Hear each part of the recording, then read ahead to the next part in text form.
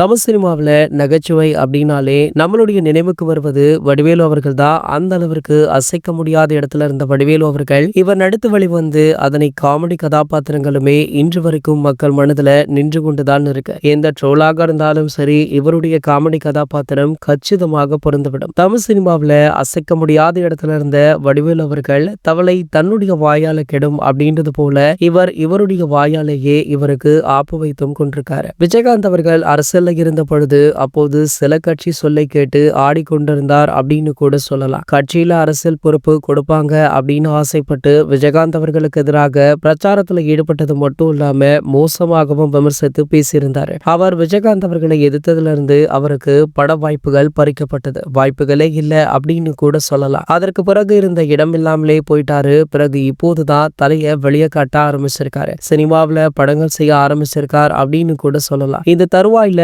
மீண்டும் விஜய் அவர்கள் அரசியல களமிறங்கியிருக்காரு. அன்று விஜயகாந்த் அவர்களை எதிர்த்து மார்க்கெட்டை இழந்த வடிவேலு அவர்கள் இன்று விஜய் அவர்களை எதிர்த்து தேவையில்லாமல் பம்புல மாட்டிக்கொள்ள போறாரா. சோ அதற்கான ஏற்பாடுகளை திமுகவுமே ஒரு பக்கம் பண்ணிட்டு இருக்காங்களா. இந்த நிலையில மதுரை மாநாட்டுல விஜய் அவர்கள் அவருடைய கூட்டணி கட்சியை அறிவிக்க இருக்காரு. அவருடன் தற்போது அதி தீவிரமாக தேமுதிக கட்சி கூட்டணிக்காக பேசிட்டு இருக்காங்க. ஆகையால இந்த ரெண்டு கட்சிகளுமே இணையும் அப்படின்னு சொல்லப்படுது. அப்படி இணைந்து விட்டால் வடிவேலு அவர்களுக்கு ஒரே கல்லுல ரெண்டு மாங்கா அப்படின்றது போல கண்டிப்பாக பிரச்சாரத்துல இரு கட்சிகளை பற்றியும் தவறாக பேச அதிகப்படியான வாய்ப்புகளுமே இருக்கு. ஆகையால தற்போதுல இருந்தே தேமுதிக தரப்புல இருந்து வடிவேலு அவர்களுக்கு வார்னிங்குமே கொடுக்கப்பட்டிருக்கா. இது போன்ற செய்திகளை பற்றி நீங்க உடனே தெரிஞ்சுக்க நம்மளுடைய சேனலை மறக்காம சப்ஸ்கிரைப் பண்ணிக்கோங்க.